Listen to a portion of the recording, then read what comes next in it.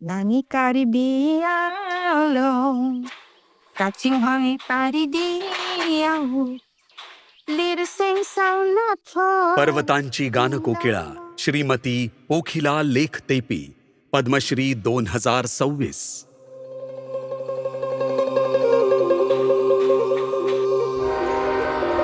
कार्बी आंगलाँग आसामचं एक सुंदर गाव, जिथे राहतो कार्बी समुदाय आणि पोखिला लेखतेपी.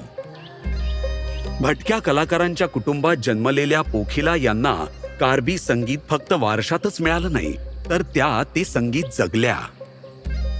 लहानपणापासूनच त्यांची विलक्षण प्रतिभा दिसू लागली होती.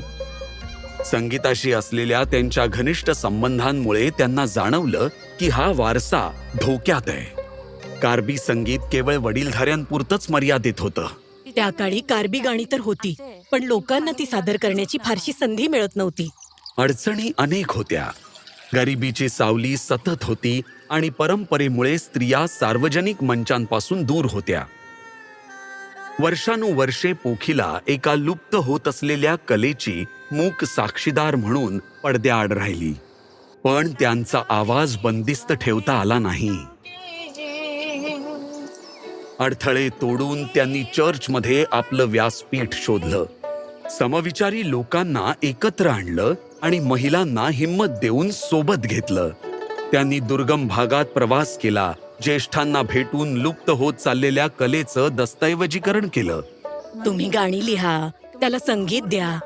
आम्ही शक्य तेवढी मदत करायचो आणि आमच्या संगरी म्युझिक सोसायटीच्या माध्यमातून ही गाणी सादर केली.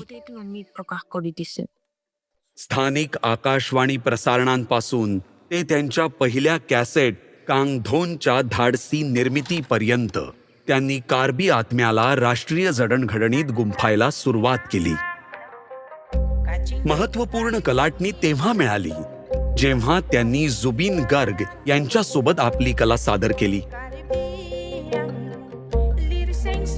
आधुनिक ऊर्जेसह प्राचीन मंत्र सादर करून नवीन पिढीला आकर्षित केलं. 50 वर्षे 300 गाणी. त्यांनी कार्बी संगीत डोंगरांमधून लोकांच्या हृदयापर्यंत पोहोचवलं.